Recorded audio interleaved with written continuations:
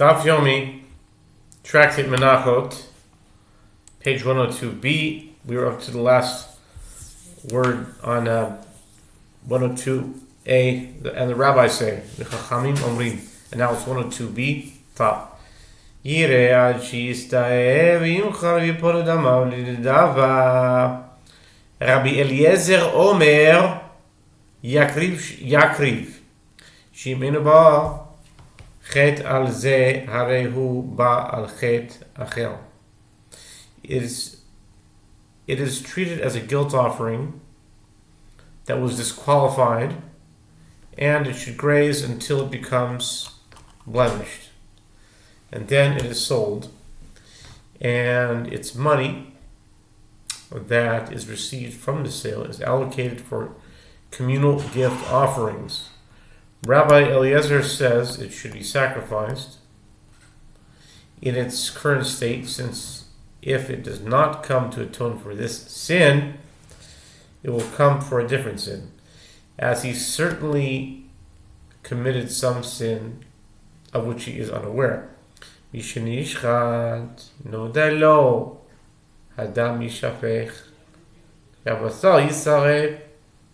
If after the provisional guilt offering was slaughtered, it became known to him that he had not sinned, the blood collected in a cup to sprinkle on the altar should be spilled into the temple courtyard drain, and the meat should be burned in the place of burning in accordance with the halachot of a disqualified offering.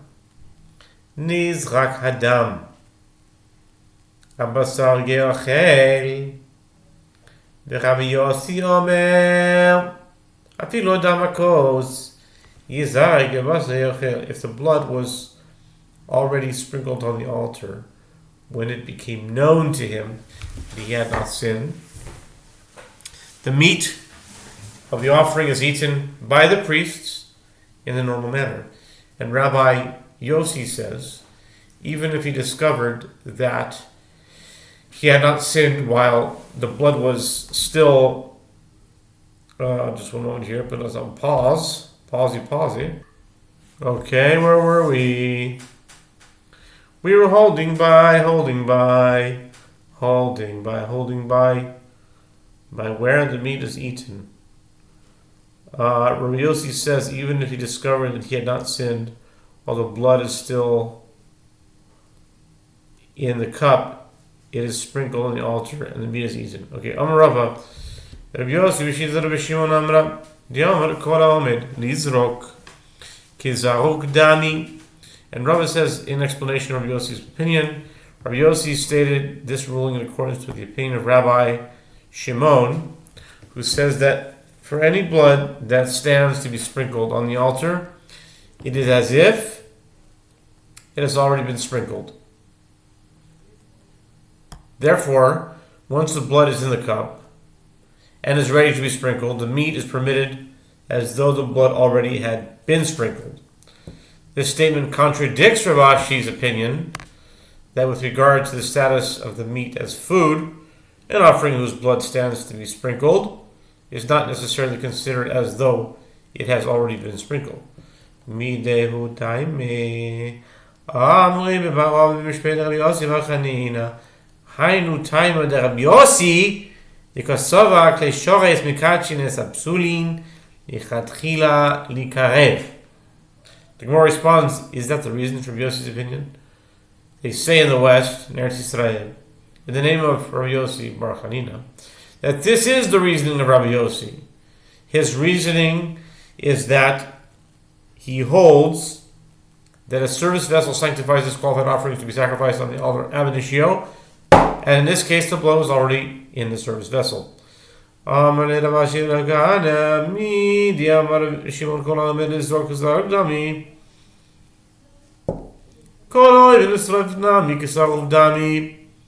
Nosar parabayim tamin tumas oichelin. After be'amaninu. Amnechim asakoitesh machshaltan. Rab Ashi said to Rav Kahana, since Rav Shimon said that for any blood that stands to be sprinkled on the altar, it is as if it has already been sprinkled. And for any item that stands to be burned, it is as if it has already been burned. Why does he hold, as the Gemara mentioned previously, 1b, that meat from an offering that is left over, and the meat of a red heifer that is not yet burnt on its pyre, are both susceptible to the ritual impurity of food, since there was a time that they were fit for consumption by the priest. They are merely dust, as they stand to be burned, and therefore should no longer retain the status of food. Rav Kahana said to Rav Ashi in response, nevertheless, regard for the sanctity of sacred property renders them susceptible to the impurity of food. Ravina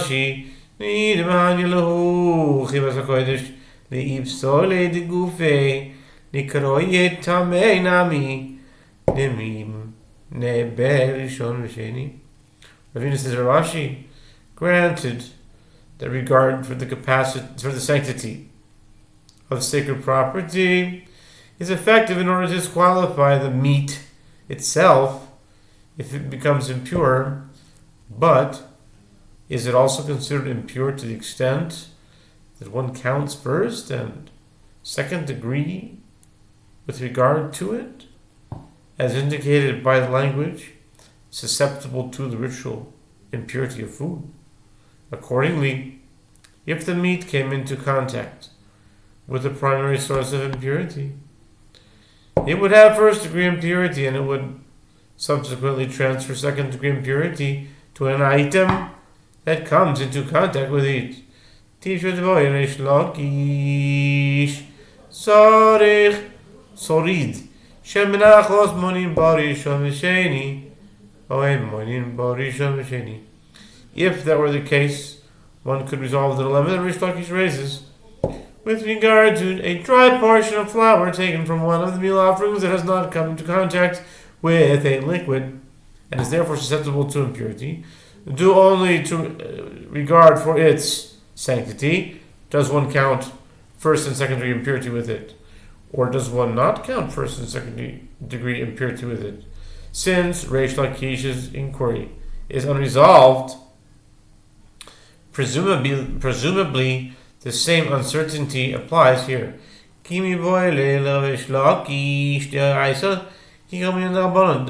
Gemara responds,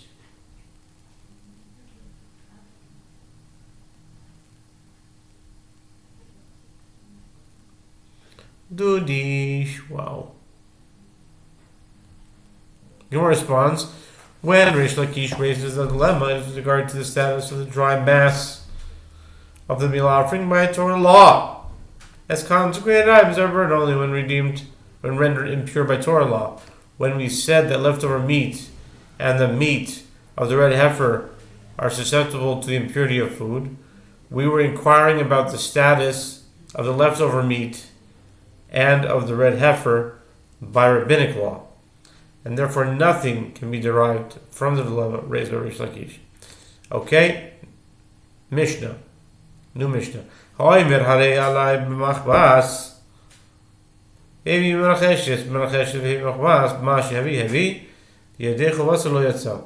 the case of one who says it is incumbent upon me to bring a meal offering prepared in a shallow pan, and he brought a meal offering prepared in a deep pan, or vice versa. If he said it is incumbent upon me to bring a meal offering prepared in a deep pan, and he brought the meal offering in a shallow pan, the meal offering that he brought as a voluntary meal offering, but he has not fulfilled his obligation that he undertook with his vow, and he must therefore bring another meal offering. If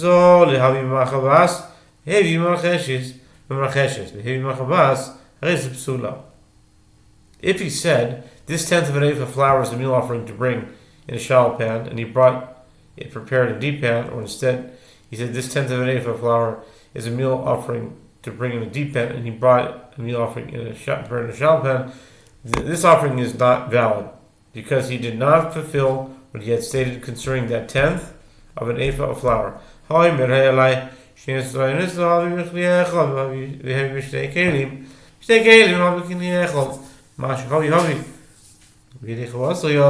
case of one who says it is incumbent upon me to bring one meal offering of 2/10 of an ephah in one vessel, and he divided it and brought it in two vessels, removing a handful from each. Or if he says, it is incumbent upon me to bring 2/10 of an ephah for two meal offerings in two vessels, and he brought one meal offering of 2/10 of an ephah in one vessel and removed one handful from it, then the meal offering that he brought as a voluntary meal offering, but he has not fulfilled his obligation. If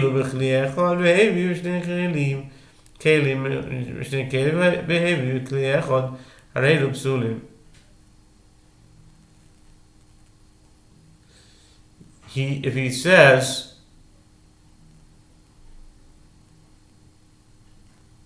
these 2/10 of an ephah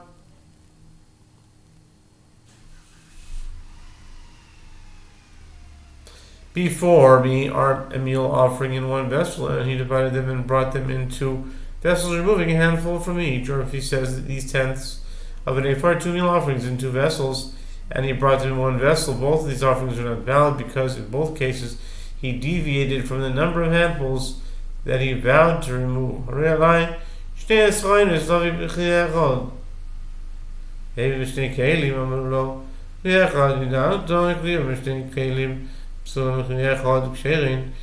the case of one who says, it is incumbent upon me to bring a meal offering of 2/10 of an ephah in one vessel, and he divided them and brought them in two vessels, and others said to him, you vowed to bring a meal offering in one vessel, and if he sacrificed the 2/10 of an ephah in two vessels, they are not valid, even as voluntary meal offerings, and he must bring another meal offering to fulfill his obligation. His failure to respond and explain that it was not his intention to fulfill his vow with this offering indicates that he does intend to fulfill his vow with it. Since he deviated from his vow, the offering is not valid. If he sacrificed the 2/10 of an ephah in one vessel after he was reminded, it is valid, and he fulfilled his vow. Likewise,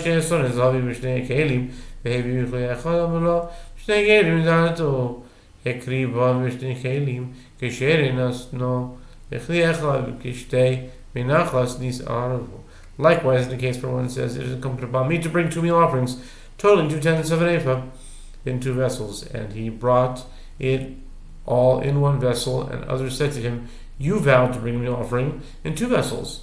Then he sacrificed the 2/10 of an ephah in two vessels, as he had originally vowed. They are valid. If he placed it all in one vessel, its halachic status is like that of two meal offerings that were intermingled prior to removal of the handfuls. Therefore, if one can remove a handful from each meal offering in and of itself, they are valid. If not, they're not valid, as the Gemara explained on 23a. Alright, that's the Mishnah, and now for the Talmud. The Mishnah cites cases where one vowed to bring a meal offering prepared in a shallow pan and instead brought one prepared in a deep pan, and vice versa, as well as cases where one vowed to bring 2/10 of an ephah in one vessel and instead brought them in two vessels, and vice versa. In all these cases, the offering is accepted, but he has not fulfilled his obligation. The Gemara comments, and it is necessary for the Mishnah to mention both types of changes from the initial vow. It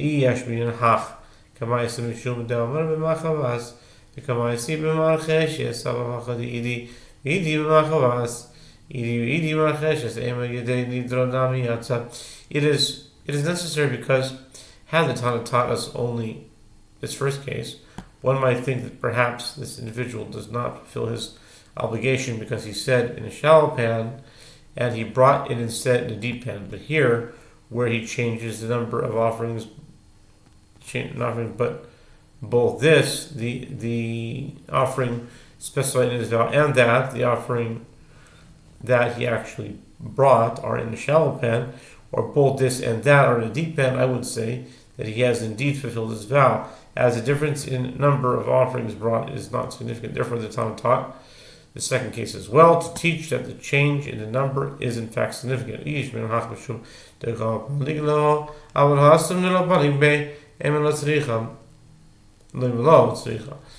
And conversely, had the Tana taught us only this case where there was a discrepancy between the number of offerings he vowed to bring and the number he actually brought, one might think that he does not fulfill his obligation only because he divided the 2/10 of an eva that were supposed to be brought together. But there, where he changed the type of pan but did not divide the flour to be used, I would say that it is not a case where he failed to fulfill his obligation. Therefore, it was necessary for the Talmud to teach that where he changes the type of pan, he does not in fact fulfill his obligation. Tanu Rabbanan ma shehevi hevi. The